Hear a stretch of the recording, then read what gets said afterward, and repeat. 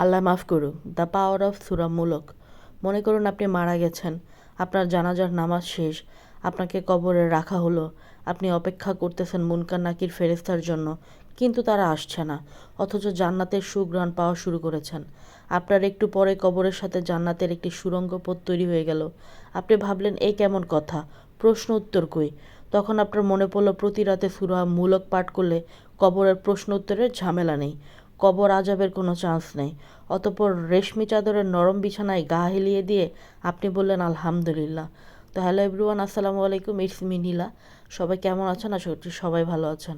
তো আজকে আমার ভয়েস দিতে খুব বেশি কষ্ট হচ্ছে, ওয়েদার চেঞ্জ হচ্ছে, এর জন্য মানুষ বেশি বেশি অসুস্থ হচ্ছে।